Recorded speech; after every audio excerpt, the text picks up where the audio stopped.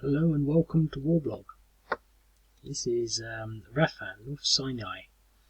Not a big game, but sort of interesting scenario, interesting situation.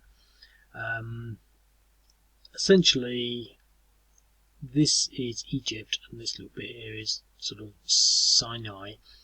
And these people are Terabin tribesmen, and they are essentially fairly autonomous in this sort of region.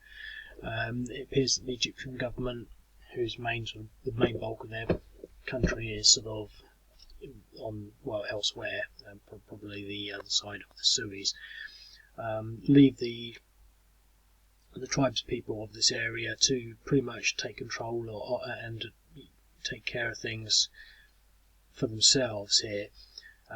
These are Ansar Bayt Al-Maqdis militants, and they are basically they're sort of affiliated with the Islamic State. The sort of article state that they're affiliated to some extent for for recruiting purposes, and they're sort of looking. I think they're sort of insurgents. Although I've used the regulars here, not insurgents, because they basically attack this little sort of unit here. They're probably not really companies, but for sake of argument, you sort of get the point.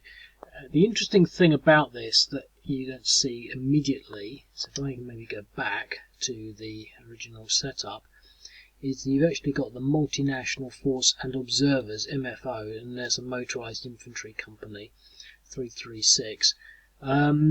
Sort of interesting because they are actually in the Sinai to keep peace. So the sort of interesting thing about this sort of scenario is that learning lots of things about that particular area. For example, obviously I was sort of aware of the Sinai Peninsula, but to be quite honest, I didn't really know where it was. I thought it was somewhere else. I'm not going to make jokes. But essentially, I've read about sort of things happening, riots, sort of car bombs, and the sort of the sense that the Sinai is relatively unstable, but it's sort of a bit, you sort of think Egypt is quite a stable country, and so this is all taking place here, and the troubles that they've had are actually sufficient enough for these people to be sort of 12 nations: Australia, Canada, Colombia, Czech Republic, Republic of the Fiji Islands, France, Italy, New Zealand, Norway, and the United Kingdom, United States, and Uruguay contribute personnel to make up the MFO's force. The largest element of the MFO is a joint organisation with Army, Air, and Naval components as of the 26th. So as of September 2016, the MFO's force numbered 1,365 personnel, and their role, Multinational Force and Observers MFO, because I thought it might be United Nations, but it's not, it's completely different, is an independent international organisation, so they're not mercenaries or anything, created by agreement between the Arab Republic of Egypt and the State of Israel, with peacekeeping responsibilities in the Sinai. So presumably it's maybe something to do with the Egypt and Israeli things, but I doubt it's sort of that directly focused. It's probably just quite convenient for Egypt and Israel to agree that a third party with tanks and guns sort of wanders around. I don't know. Anyway, blah blah blah. I'm not going to sort of read all of it. There's obviously lots of sort of things and pictures and things that you can look at if you go to the MFO site. So basically, you learn.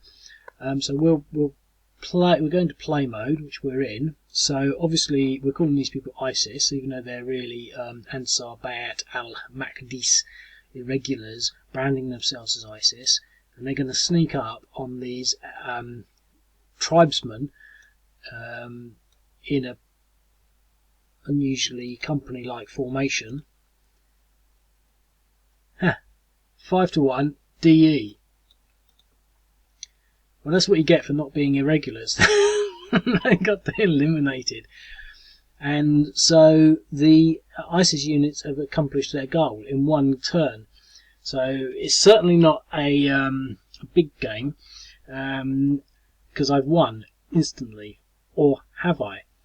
Because what are they going to do? So presumably they're now recruiting and converting the region to Islamic law.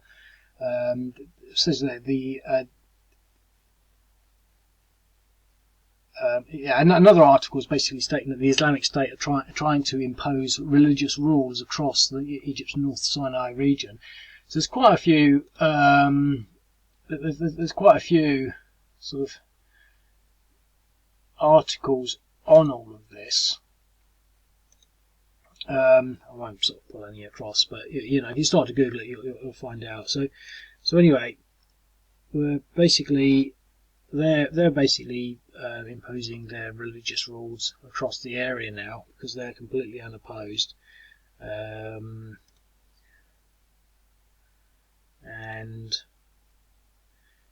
now you can see they've made a little camp, and they're now all entrenched.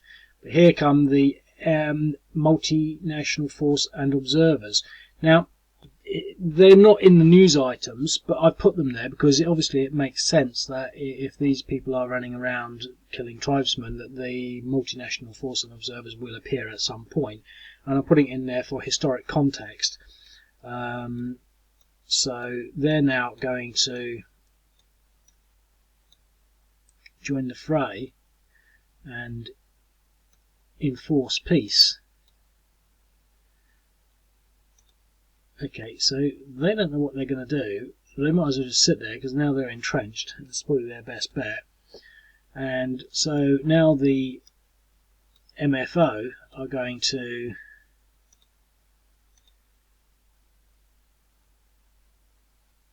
fail abysmally at dealing with these things. Now they've got the choice to sit there or to attack the 1-to-1. If they sit there, they'll get attacked again, but at least they've got their entrenchments, which I think they're going to do. Or they could run away, which I think they would be probably more likely. But remember, when they lose a battle, they don't really lose it. So they're going to try again.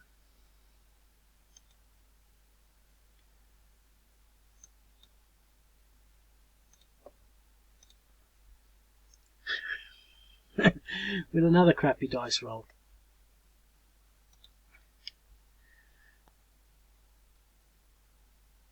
And the thing is, they're not getting depressed in any way, whereas these people are. Okay, well, they're not going to do anything.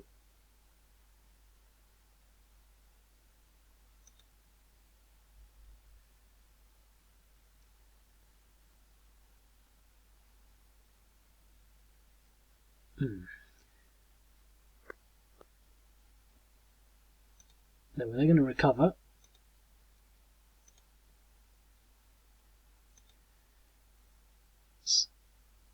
Now they've recovered, but now they're entrenched. They're not dug in, they're entrenched. So it's going to be even tougher for them to fight now.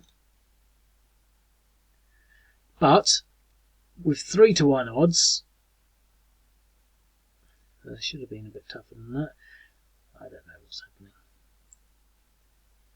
They get a bit higher because they're mechanized against sort of soft-skinned targets.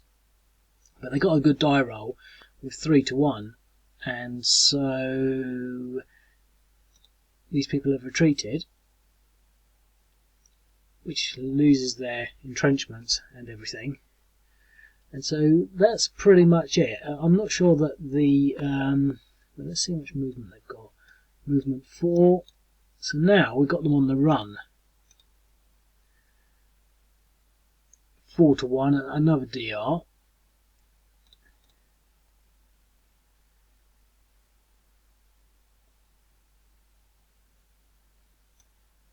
enough movement to do anything else. And I think for the rest of it, the militants are now going to run away, and I think we can assume that they've escaped. Now, they wouldn't. I was thinking about this border, and this border is probably quite functional because Israel is quite sort of together with their borders, and so there would probably be a passport control, and these militants probably wouldn't just be able to get across. But for all intents and purposes, they've now left the situation because they took a beating, they lost their defensive bonuses, and the multinational force and observers are now, doing their stuff really, preserving peace and order in the Sinai. That's not actually what happened. That bit is just the additional introduction of these units for all you war affiando type scholarly people that want to figure things out. So hopefully I'll give you a few ideas. I'm not sure that I've seen too much. I'm trying to sort of think of, not so much thing, I'm trying to cover a bit of everything that's happening. It's tempting to sort of cover quite a few things, but quite a few things there's not really much happening. For example, there's recent activity to the in Libya. They're moving tanks around and preparing for sort of Benghazi assault and all sorts of things, but it's all sort of like not very big, and you end up with a whole bunch of games with just one or two counters, in total. And this is another one. So I'm trying to pick out the ones that have something significant about them. I mean, there's other ones that I was sort of tempted to do. In the east, currently at the moment, in the west of Egypt, where some militants from Libya crossed the border, and they've been spotted by Egyptian sort of early reconnaissance units, and they carried out some airstrikes, taking out about 16 of their vehicles. 16 vehicles is probably pretty much near, a company. Obviously, maybe not, but it's not that far off. And if that's only the ones they took out, so that's a significant operation. I'm thinking of doing that, but again, hardly strategic, But it's interesting because there's no Egyptian units; they just take them out with a hell of a lot of air power. And see how that works. But these things are happening, and so Egypt sort of, it's not unusual, it's just these things I'm picking up on. And there's a lot of a lot of focus on Syria, Iraq, less so on Libya, where things are still happening. Nothing really in Africa, and certainly not much in Egypt, apart from the odd sort of protest and bombing, and I think bombs, but but I mean these sorts of things are pretty real, really. I mean, you've got the MFO wandering around. I mean, that's a fairly significant effort, even though it's only about 1,000 troops, which by my reckoning, looking at my magical chart, is a regiment, which is still fairly large. Well, it's more than a regiment, but it's probably a reasonably sized regiment. And because they're multinational, they're probably fairly well equipped. Anyway, that's it. So absolutely no need in this game to annotate anything. So I won't be annotating anything. I hope you enjoyed that, and I'll be back hopefully with even more exciting games for you to look at. Cheers. Thanks, bye.